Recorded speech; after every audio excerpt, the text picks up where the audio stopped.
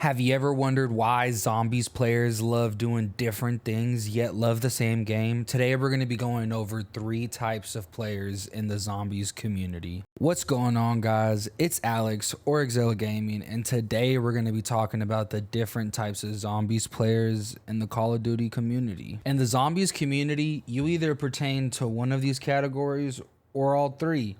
Most people are either an avid Easter egg player who plays co-op or solos Easter eggs, or you're a speedrunner that does all 3 but likes to focus on the speed of finishing things. And then lastly, a high round player who loves to suffer and play for hours on end just to reach a certain round.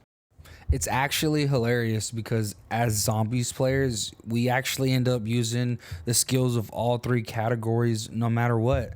Like, for example, an Easter egg player, sometimes you have to speed run and finish things very quickly. Sometimes you have to make it to a high round, like round 100, to get a super Easter egg unlocked. You know, there's just different things that we have to do with different skill sets sometimes, even though we love to do one thing. And vice versa with speedrunners and high rounders. You know, we all love this zombies game, yet do different things on the same game. Most people do like all 3, but as I've been meeting more and more people in the community, they actually despise the other categories. Like, how do we love the same game but hate Easter eggs and love high rounds? Or how do speedrunners really do all 3 but only care about getting there in the fastest way possible?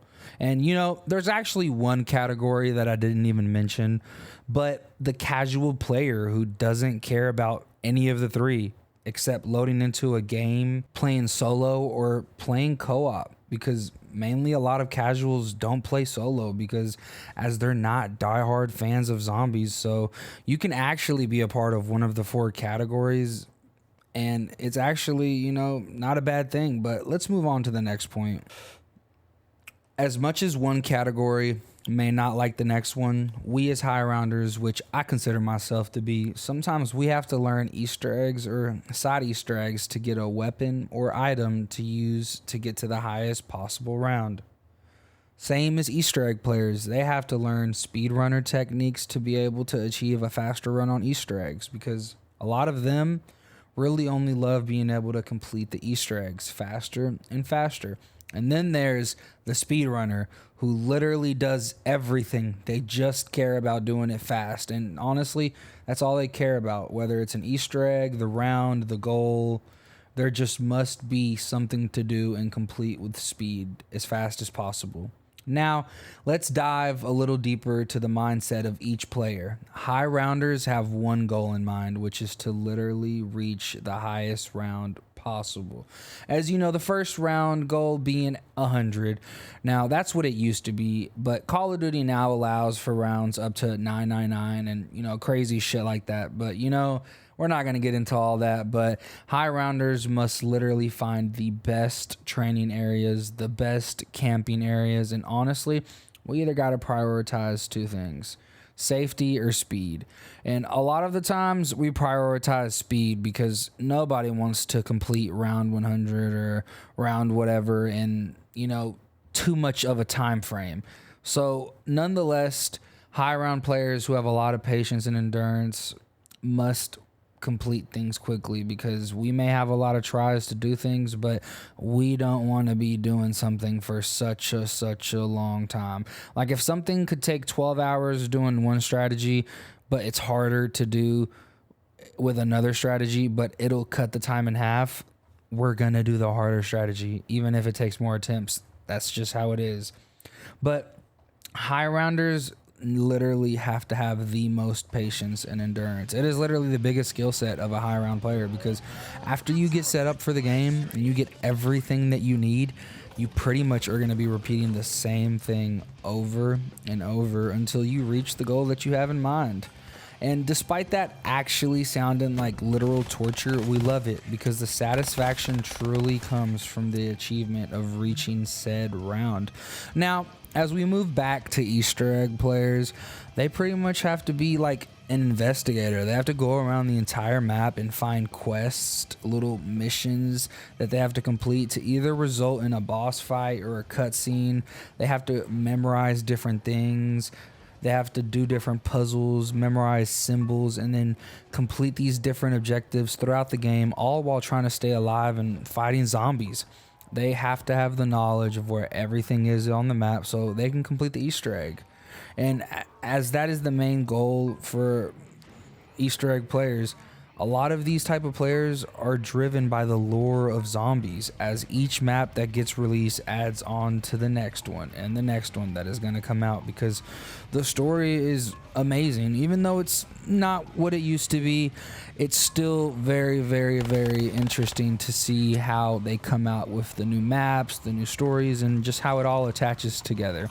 But then there's speedrunners, how they literally just care about doing things as fast as possible, whether they have to do it with a glitch, a certain strategy, whether they have to reset the game a million times, because sometimes whatever they do isn't enough, because sometimes you have to reset the game because RNG isn't on your side. Maybe you didn't get the wonder weapon first hit, maybe you didn't get a certain gobblegum first hit. They end up resetting the game so many times that I personally love speedrunning, but not officially. I like doing things quickly, but I'm not going to reset the game a million times. I just can't. But pretty much they reset the game to get the certain weapon, certain item as fast as possible, because if not, I've quite literally seen people almost done with an Easter egg and reset it because they weren't able to get to a certain time. And pretty much a lot of speedrunners are quite literally constantly resetting themselves to beat a certain time or a certain record.